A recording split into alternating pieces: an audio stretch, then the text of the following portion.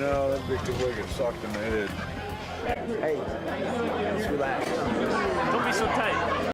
Spent a year with the Hells Angels, and this is what happened.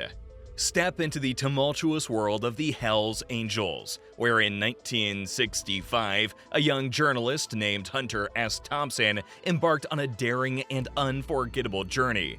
What began as a journalistic endeavor soon transformed into a thrilling odyssey, as Thompson embedded himself within the notorious Hells Angels Motorcycle Club.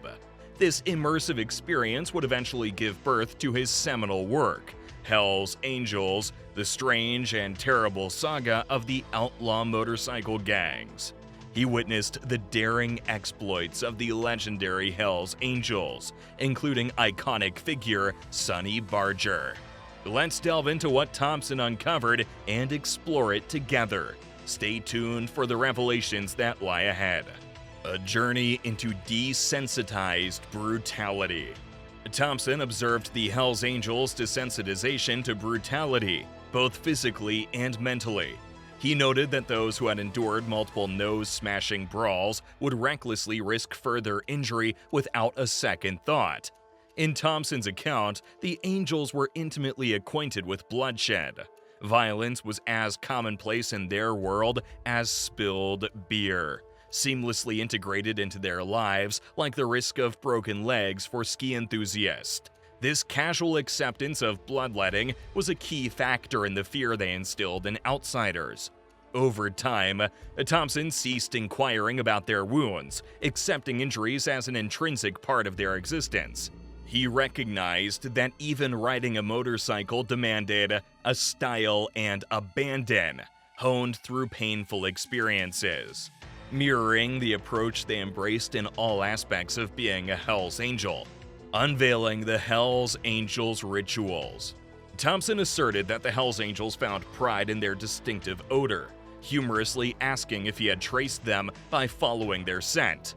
According to Thompson, new members underwent an initiation ceremony where they appeared donning pristine Levi's, a sleeveless jacket, and a spotless emblem on the back.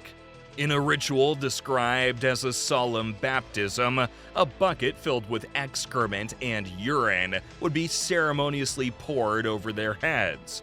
In certain instances, the initiates would strip naked while the foul mixture was poured and stomped upon by others.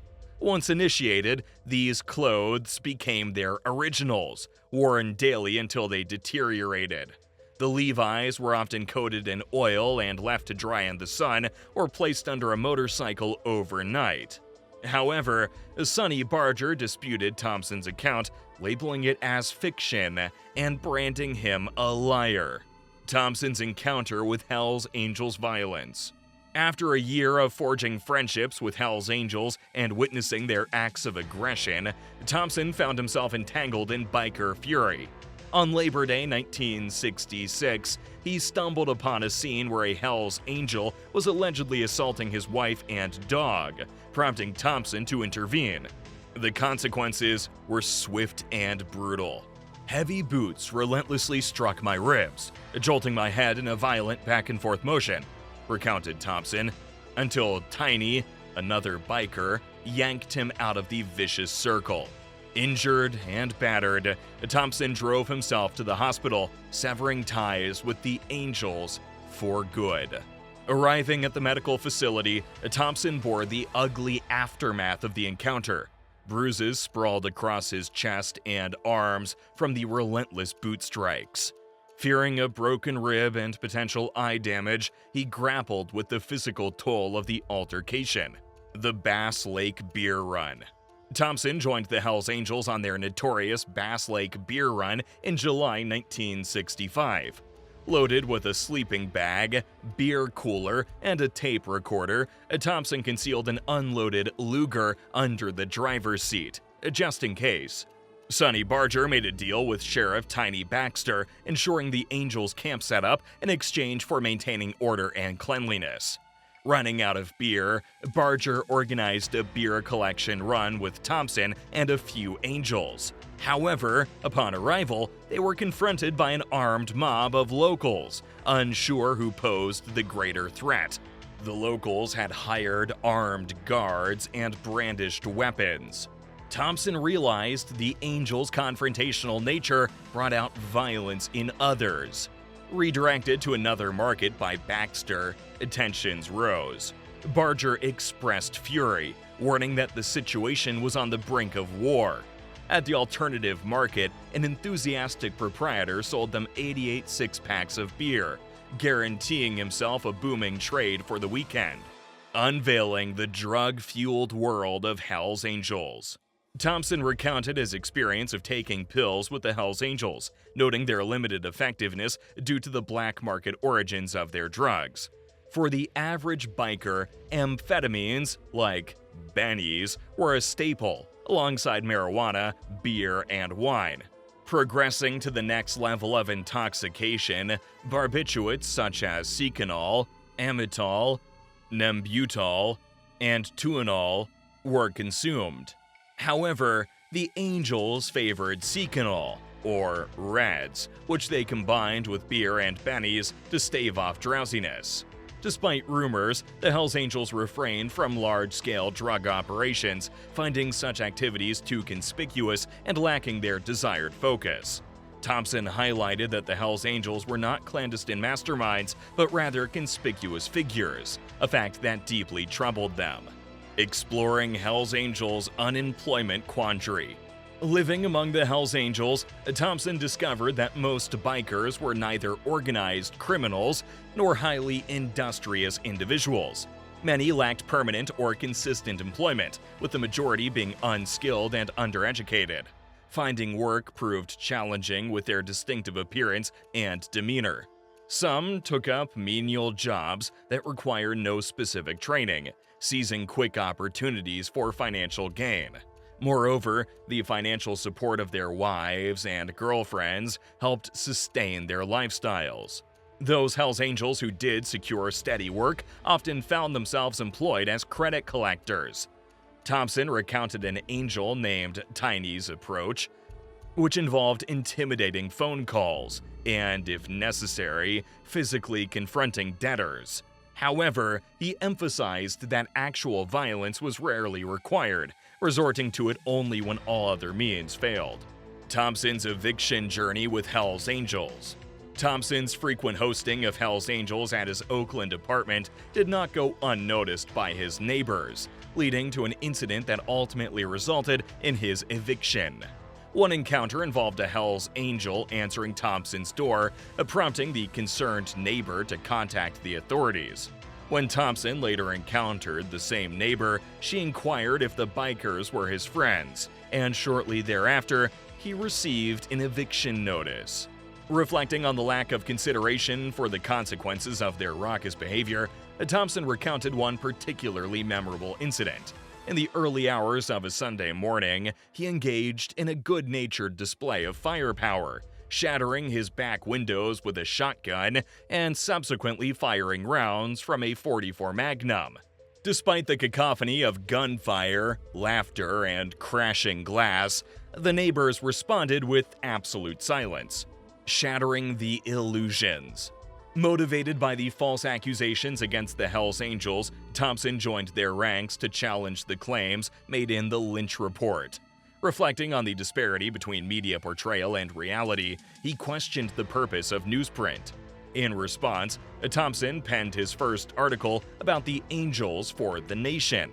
The Lynch Report, influenced by the fabricated charges, alleged that the Angels committed an astonishing number of crimes. However, Thompson pointed out the inaccuracies, highlighting that there were never more than 200 angels in Northern California during the 1960s, contrary to the report's claim of 446. Thompson argued that some of the angels' notable acts were categorized as misdemeanors, such as lewd behavior and disturbing the peace, which were common offenses. Their rowdy behavior and disruptive motorcycle races in peaceful communities could spark panic, Yet the scale of crimes depicted in the report seemed implausible based on Thompson's own experiences.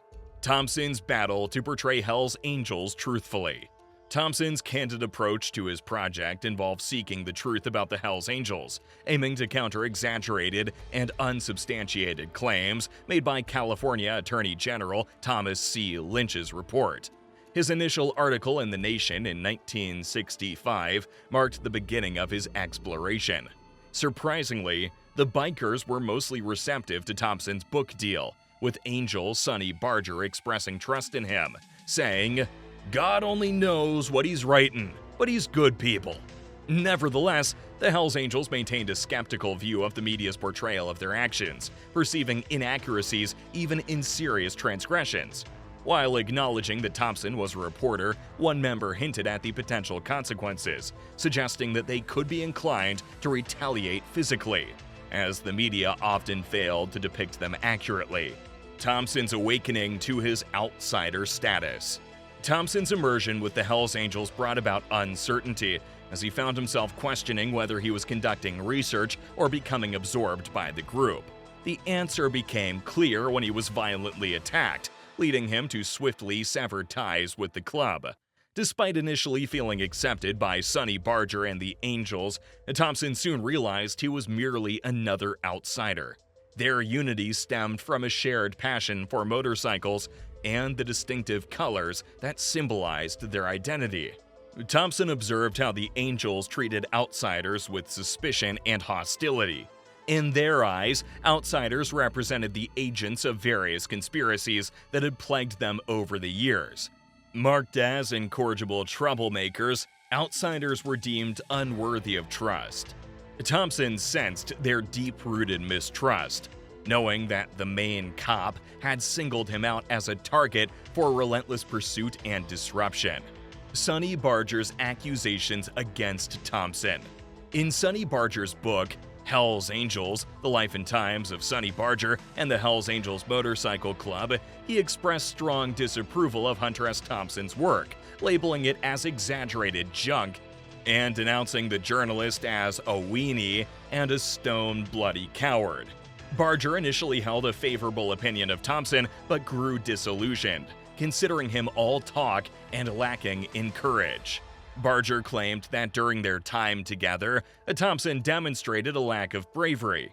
At Bass Lake, when a potential altercation loomed, Barger asserted that Thompson chose to hide inside his car.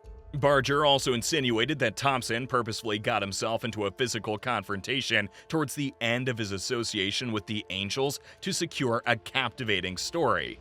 According to Barger, when a biker named Junkie George assaulted his wife and mistreated his dog, Thompson intervened, fully aware that George and the other bikers would retaliate.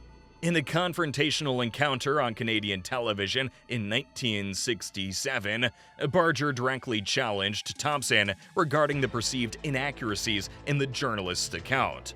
The dispute between the two shed light on the conflicting perspectives and interpretations surrounding Thompson's portrayal of the Hells Angels. As always, we appreciate your feedback on the video. Please share your thoughts in the comment section below. If you found this video enjoyable, don't forget to give it a thumbs up and consider subscribing to the channel before you go. Thank you for watching.